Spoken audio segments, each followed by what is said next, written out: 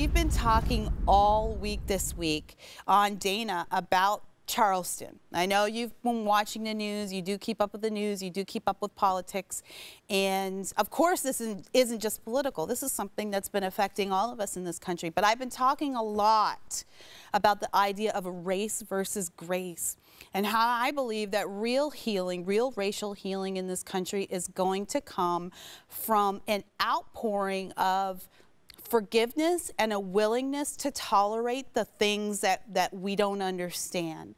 Fill me in on how you feel about that from a biblical perspective. Am I crazy? No, I don't think you are. I think you're right on.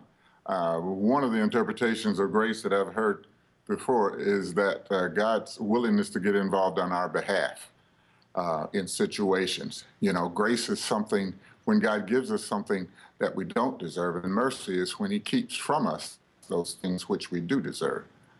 So in order for our nation, I think, and any people, as far as that go, to find themselves reconciled, you know, in peace and harmony, then they have to deal with the Creator.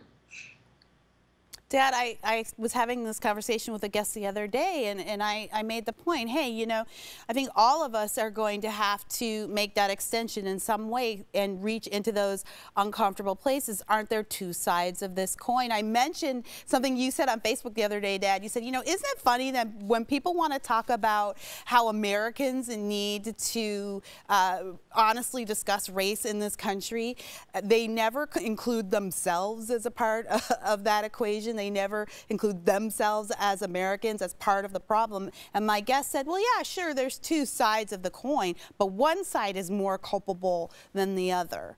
And I know that as a seasoned citizen, you've seen your fair share of what real racism looks in this country. How do you feel about that idea?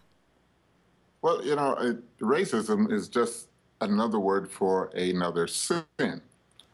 You know, and humanity is steeped in sin. So however it manifests itself, we're all have sin in our life, some manifestation, where it's racism. Somebody might be a racist, somebody might be a pedophile, some might be an alcoholic. I mean, we're all fallen. And so therefore, we need to be able to give grace to one another. None of us can cast a stone, you know, because we all have fallen and fallen short. So yes, there's things that I think, biblically speaking, we certainly need. I think the instruction is this, that we love righteousness and that we hate sin. And so things which are right, we need to support, whether a Hindu does them or a Muslim does them, or, you know, our worst enemy. If they do what's right, then we need to support them. But if they do what's evil, then we need to have the courage, you know, to speak out, you know, against that evil, whether we're black or whether we're white. You know, we need to be consistent as it pertains to what is good and wholesome and what is evil and wicked. You raised a family in Gary, Indiana. You had 4 beautiful children with your lovely wife, Faith, and you moved into Gary, Indiana when it was a booming city. It was a steel town, and you were some of the first black people on your block. You might have been the first black family on your block, if I'm right.